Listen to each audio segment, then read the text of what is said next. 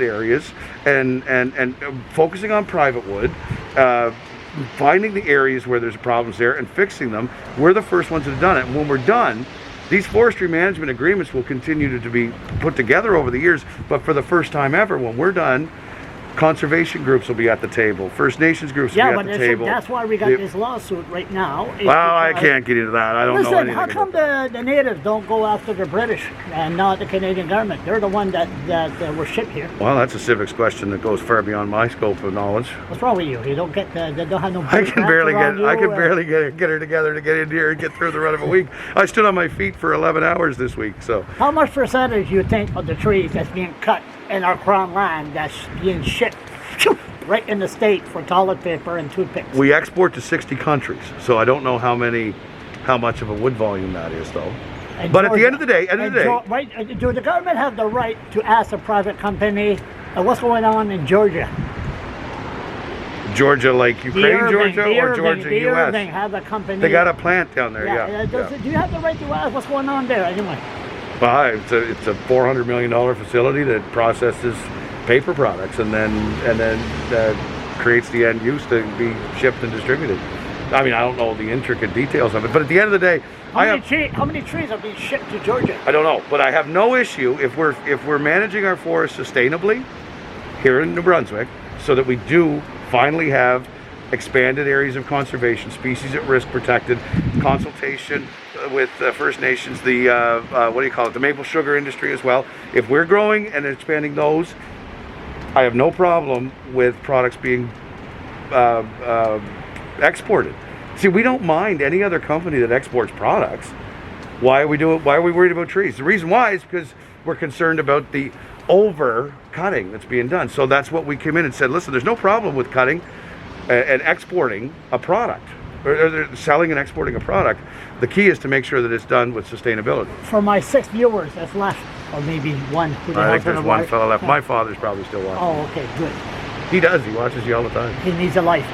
4 or 5 years ago, a worker from the sawmill in Chipman. Yeah. Is it a sawmill? Is it? Yeah. Grabbed me at Service New Brunswick. I didn't know him, and said, "Charles, you're Charles LeBlanc?" Yes. He said, "I got to talk to you." Put me aside and said, "Listen, you got to tell the public. We're the workers at the Chipman.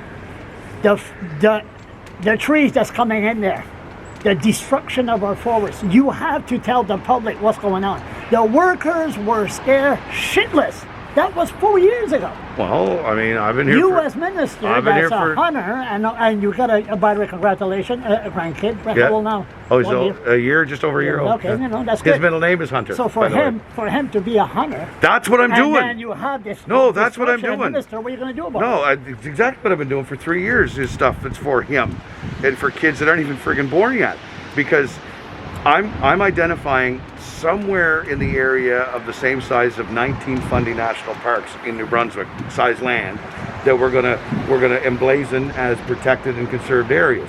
Some of that is old growth that's there now. I think there's about 157,000 hectares of old growth or deer yards.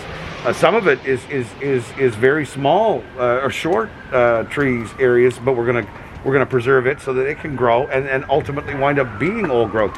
Because old growth today is not going to be there 100 years from now. I got to be preserving areas that are going to be old growth tomorrow. You know what I mean? So it's all part of a plan. So that this is an 80-year plan that we're putting together. Yeah, but in what? The problem is that politicians only think in terms of 4 years. Yes. I got to do something so I look great in 4 years, so you vote for me again. Unfortunately, I've got 4 years under my belt by the time we get to the next election, but I'm looking at 80 years, and at the end of the day, I'm not doing this to get reelected. I'm doing it so that my grandkids got a spot where he can call a biodiverse and ecologically sustainable forest. Irving's got 13 years left on that Forestry Act. No, they don't. It renews. It's an evergreen agreement that'll renew. It's like a mortgage. It's like a mortgage. You mean it's going to renew? You mean J.D. Irving's going to show up here, and then you're going to have Jacques LeBlanc, the MLA from Shediac. So what I've done... like this, that J.D.